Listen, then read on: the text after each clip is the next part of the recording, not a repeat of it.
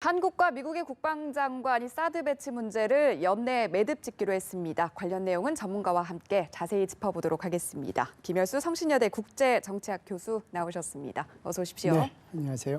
네, 오늘 회담 내용 쭉 지켜보셨을 텐데요. 전반적으로 어떻게 평가하십니까? 예, 미국의 국방부 장관이 임명이 되고 나서 한국을 이렇게 찾는 것은 굉장히 오래간만에 찾았다라고 보고요.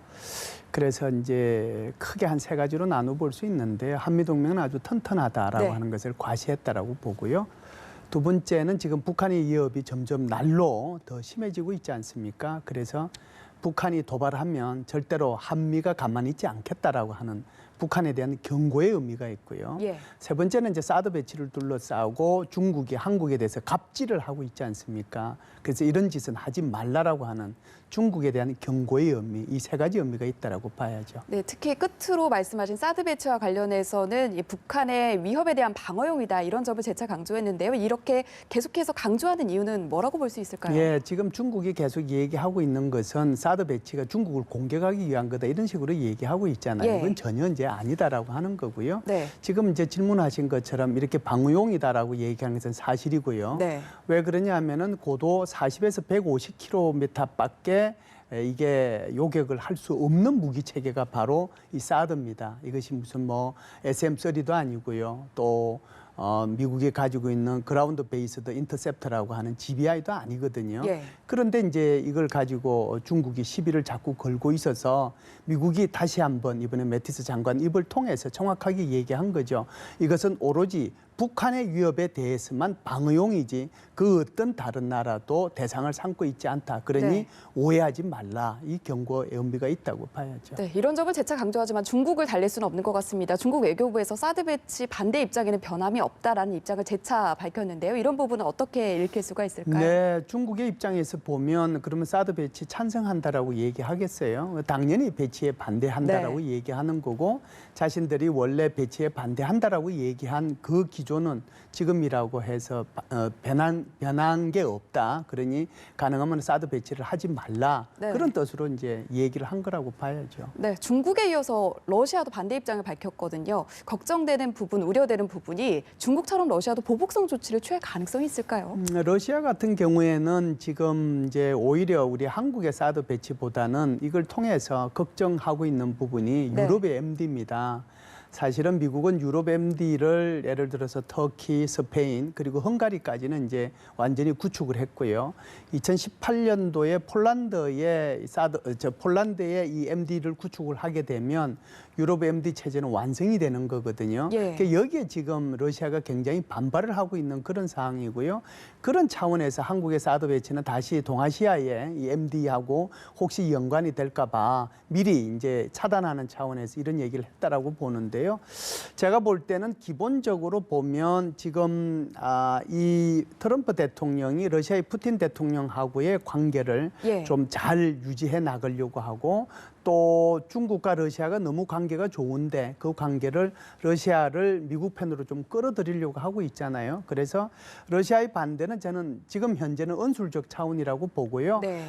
미국하고 러시아의 관계가 어떻게 진전되느냐에 따라서 러시아는 이 한국에 배치되는 사드에 대해서 침묵할 가능성도 있다 이렇게 봅니다. 네, 그렇다면 전반적으로 미국, 중국, 러시아가 기싸움을 펼치고 있는 모습인데 이런 부분들이 한반도에는 어떤 영향을 미칠 것이고 그리고 우리가 외교 정책을 펼쳐나간 데는 어떤 영향을 줄지도 궁금한데요. 예, 미국하고 지금 이제 중러 이런 관계가 이제 여태껏 우리 한반도를 둘러쌌다라고 하면 제가 좀 전에 말씀드렸다시피 지금 미국이 러시아를 끌어당기려고 하고 있기 때문에 그렇게 되면 미국이 러시아를 끌어당겨서 중국의 부상을 견제하겠다는 전략이거든요.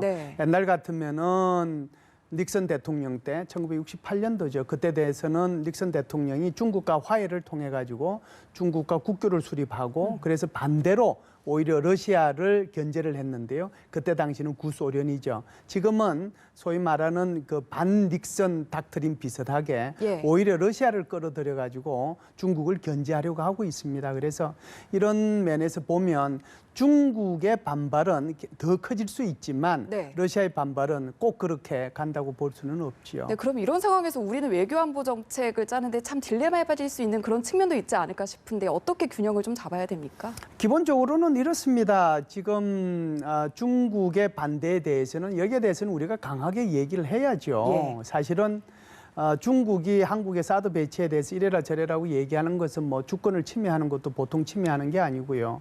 중국 같은 경우에는 사실은 2013년부터 육자회담 당사국이었잖아요. 네. 근데 육자회담 당사국으로서 지금까지 2003년부터 뭐 해놨나요? 결과적으로 보면 한 13년 지나고 나니까 오히려 북한의 핵미사일은 훨씬 더 고도화됐잖아요. 예. 그런 상황 속에서 한국은 북한의 핵미사일이 고도화되었기 때문에 지금 죽고 사는 문제에 직면해 있는 거잖아요. 예. 그렇기 때문에 사드 배치가 필요하다라고 우리가 얘기하는데 이걸 가지고 중국이 옹졸하게 한국에 대해서 보복을 하니 안 하니 이런 식으로 얘기하는 것은 옳지 않고요. 네. 그리고 이제 한국 스스로가 좀 여기에 대해서 적극적으로 대응할 필요가 있다라고 봅니다. 하나는 소위 말해서 공공외교를 통해서 예. 중국이 하고 있는 이 못된 버릇, 또 정말 소화병적인 그 대국의 갑질, 그걸 가지고 전 세계에다가 얘기할 필요가 있고요. 예. 두 번째는 WTO를 포함한 국제기구에 이런 것들을 제소할 필요가 있고요. 세 번째는 우리 스스로가 이 중국의 이 보복에 대해서 우리도 맞대응할 필요가 있고요. 예. 네 번째는 우리 스스로가 지금 중국에 대해서 수출입이 너무 의존돼 있거든요. 그래서 그 중국에 대한 수출입의 일방적 의도를 25% 뭐 한 21% 정도 되는데요. 그것을 수출입을 다변화를 통해 가지고 중국이 한국에 대해서 갑질을 하지 못하도록 네. 그런 뭐라고 할까요? 우리의 정책 변화 이런 것들이 필요하고요. 더 중요한 것은 앞으로도 이 사드 배치가 실질적으로 배치가 되면 예. 중국은 훨씬 더 우리 한국에 대해서 압박을 가할 거예요. 그런데요, 우리 국민들께서 주눅들지 말고 정정당당하게 예. 정말 중견 국가의 국민으로서 이렇게 중국을 대하고 좀 이것을 극복해 나가기를 저는 개인적으로 바랍니다. 네, 외교 안보 숙제를 잘 풀어나가길 바라겠고 오늘 주요 뉴스 중 하나 북한 내부 상황도 좀 살펴볼 텐데 네. 김원훈 국가보위상이 지난 1월 중순경에 보직에서 해임됐다라는 소식이 들려왔거든요. 김정은의 오른팔로 불렸던 인물 아닙니까? 네, 그 지금 김원웅 국가보위상은 김정은의 오른팔이죠. 예. 우리나라로 하면 국가정보원장에 해당되는 건데요. 사실상 김정은 등장 이후에 지금 5년이 지났는데요. 그 사이에 권력의 실세들이 많이 서러져 갔습니다. 어떤 사람은 직접 처형을 당하기도 하고 네. 어떤 사람은 그 자리에 보직을 갖지 못하고 계속 교체되기도 했거든요. 소위 말해서 숙청을 많이 당했어요. 유일하게 숙청을 당하지 않은 사람, 네. 유일하게 그 자리를 5년 이상 지켜온 사람, 네. 이 사람이 바로 김원웅이에요. 그래서 김원웅이는 어떻게 보면 오른팔이라고 얘기하는 이유가 김정은 체제 등장 이후에 굉장히 불안하잖아요. 그 체제를 안정시키는데 결정적인 역할을 해왔거든요. 네. 그럼에도 불구하고 지금 별 4개짜리를 별 1개로 강등을 시키고 그 자리에 이제 보직 해임을 했다라고 하는데 네. 이게 지금 외부로 드러난 얘기로는요. 예. 이게 이제 무슨 뭐 딴 게 있어서 그런 게 아니다. 오히려 이제 부정부패도 하고 권력도 남용하고 또 김정은이가 아끼는 사람을 뭐 조사하는 과정 속에서 고문을 좀 심하게 해서 뭐 진노를 샀다. 뭐 이런 식으로 나오지만 사실상 이렇게 외부로 표현되고 있는 것보다는 훨씬 더 내부에 문제가 있지 않겠냐는 생각을 해요. 그리고 또 뭐 일각에서는 민심 위반의 책임을 김원웅에게 전가하려 하는 것 아니냐 이런 예측들도 나오는데 숙청의 결정적인 원인 교수님께서는 어떻게 숙청이 아닌 지금 보직 해임에 대한 결정적인 원인은 뭐라고 보십니까? 네, 저는 이런 생각을 이제 쭉 해왔어요. 예. 그러니까 김은홍이가 계속해서 다른 사람은 수없이 숙청당하기도 하고 죽기도 하고 네. 그러는데 김은홍이는 자리를 지켜왔잖아요. 누가 먼저 칠 거냐? 김은홍이하고 김정은이 중에서 네. 그 생각을 항상 해왔거든요. 근데 이것은 비단 저뿐만 아니고 북한 전문가들은 뭐 대부분 그런 생각을 많이 네. 해왔는데요. 쿠데타를 일으킬 수 있는 사람은 김은홍이밖에 없다라고 얘기를 했고요. 만일에 김정은 스스로가 이 김은홍이의 권력이 너무 커져서 네. 이걸 김은홍이를 좀 숙청시켜야 되겠다라고 생각을 해서 숙청을 하려고 시도했을 때 예. 김은홍이가 순수하게 숙청을 당할 거냐 그렇지 않으면 쿠데타를 일으킬 거냐 소위 말해서 누가 먼저 치고 누가 먼저 받을 것이냐 이것이 늘 관심의 대상이었는데 네. 그래서 제가 볼 때는 시기의 문제였어요. 그래서 이게 뭐 1년 10년 전에 일어나도 뭐 하나도 이상한 게 없고 오늘 일어나도 이상한 게 하나도 없었는데 예, 그럼에도 불구하고 어찌됐든 이번 같은 경우에는 김정은이가 일성을 한 거죠. 일단 김은홍이를 쳐내고 그리고 보직 해임을 시켰으니까요. 예. 그런데 보직 해임돼서 다시 돌아올 것이냐 안 돌아올 것이냐 하는 것은 네. 굉장히 중요한 기준이 하나 있는데요. 네. 통상 우리 옛날에 왕조 시대도 보면 조선 시대 이렇게 해서 멀리 좌천을 가면 거기서 사역을 받고 죽는 사람이 있고 예. 그렇지 않고 다시 이 조정으로 예. 들어와서 큰 배설을 받는 사람이 있잖아요. 예. 그런데 지금 같은 경우에는 보직에 해임을 시켰지만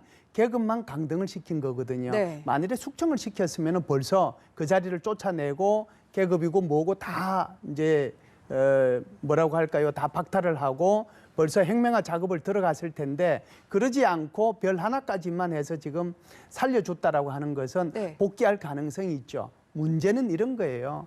지금 현재 조직 지도부에서 아주 그냥 여러 사람이 달라붙어 가지고 이 국가 보위성을 사사치 뒤지고 있잖아요. 예. 이 뒤지는 과정 속에서 일단 차관에 해당되는 부보위상이 벌써 처형을 당했다라고 하고 많은 사람들이 지금 잡혀 들어가고 있다라고 하거든요. 네. 그러면은 이 조사 결과가 정말 김정은한테 결정타를 가할 수 있는 그런 증거가 나오면 김은홍이는 살지 못할 것이고요. 그렇지 않은 경우에는 다시 복직될 가능성이 있습니다. 네. 그런데 그건 지금 누구도 장담하지 못해요. 네, 어찌됐건 북한의 내부 정세가 불안하다는 이야기로 들리는데요. 우리가 상황을 좀 꼼꼼히 살펴야 될 것 같습니다. 그렇습니다. 오늘 말씀 여기까지 듣겠습니다. 고맙습니다. 감사합니다.